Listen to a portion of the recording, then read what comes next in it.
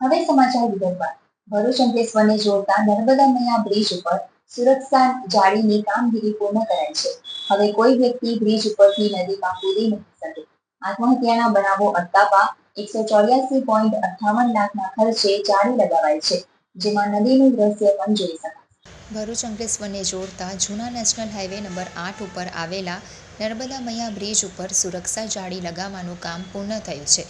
આ બ્રિજ ઉપર આત્મહત્યાના વધતા બનાવોને રોકવા માટે આ મહત્વપૂર્ણ પગલું લેવાયું છે.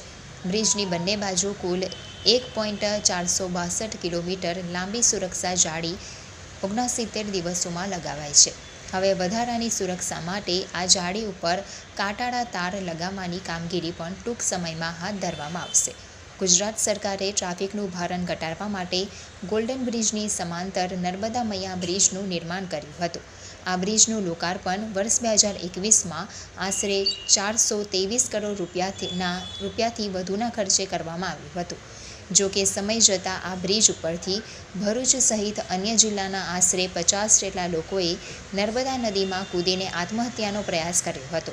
તેમાંથી 7 થી 8 લોકોને સમયસર બચાવી લેવાયા હતા, જ્યારે અન્ય લોકોએ જીવ ગુમાવ્યો હતો. આ ઘટનાને કારણે આ બ્રિજ સુસાઇડ પોઈન્ટ તરીકે ઓળખાવા લાગ્યો હતો. આ ગંભીર મુદ્દે સ્થાનિક જાગૃત નાગરિકોએ કલેક્ટર અને ભરૂચના ધારાસભ્ય રમેશ મિસ્ત્રી સમક્ષ લેખિત અને તેમજ મૌખિક રજૂઆત કરી હતી. ધારાસભ્યની રજૂઆતને ધ્યાનમાં લઈને ગુજરાત સરકારે 184.58 લાખ રૂપિયાના ખર્ચે બ્રિજની બંને બાજુ સુરક્ષા જાળી લગાવવાની મંજૂરી આપી. ત્યારબાદ સુરતની એક એજન્સીને આ કામનું ટેન્ડર ફાળવવામાં આવ્યું હતું. નર્મદા નદીના બ્રિજ ઉપર રેલિંગ લગાવવાની કામગીરી પૂર્ણ કરવામાં આવી છે. લગભગ 1.84 લાખ રૂપિયાના ખર્ચે આ કામ સંપન્ન થયું છે. છેલ્લા ઘણા મહિનાઓથી ભરૂચમાં આ નવા બનેલા બ્રિજ ઉપરથી આત્મહત્યાના બનાવો બનવાની પ્રક્રિયા સતત ચાલુ હતી. આમ સમાજમાંથી પણ માંગ હતી કે સરકાર દ્વારા કોઈ રેલિંગ લગાવીને આ બ્રિજને કવર કરવામાં આવે.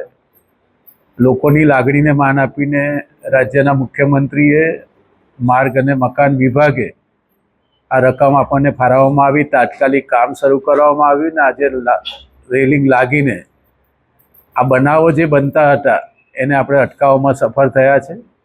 લોકોની માંગણી એવી પણ હતી કે બ્રિજ નદી એનાથી બહુ સારી રીતે જોઈ શકાય અને બ્રિજનો શો છે એ પણ યથાવત રહે, એટલે એટલી ટ્રાન્સપરન્ટ જાળી આપણે લગાવી છે કે જેના કારણે બનાવને પણ રોકી શકીએ અને બ્રિજ ઉપરથી નદીને પણ આપણે જોઈ શકીએ.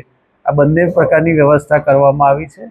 રાજ્યના મુખ્યમંત્રીનો ભરૂચ જિલ્લાની જનતા વતી આપણે આભાર વ્યક્ત કરીએ. નર્મદા મૈયા બ્રિજ કે જે ભરૂચ શહેર અને જિલ્લાની જે સમસ્યા હતી ટ્રાફિકની તેને હળવું કરવા માટે બનાવવામાં આવેલો બ્રિજ હતો, પણ સુસાઇડ કરવાવાળા લોકોએ આ નર્મદા મૈયા બ્રિજને સુસાઇડ પોઈન્ટ તરીકે ઓળખી નખાવેલો. અહીં બ્રિજ બન્યો ત્યારથી અત્યાર સુધીમાં ઘણા લોકોએ પોતાને મોતની છલાંગ આ બ્રિજ પરથી લગાવેલી ને કેટલાકને બચાવી લેવામાં આવેલ તો કેટલાય પોતાનો જીવ ગુમાવેલ. તંત્રને વારંવારની રજૂઆત કરી હતી.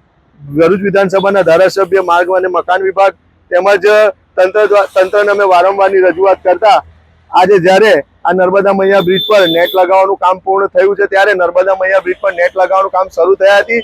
પૂર્ણ થયા સુધીમાં એક પણ મૃત્યુઆંક નોંધાયો નથી કે કોઈ મોતની છલાંગ લગાવી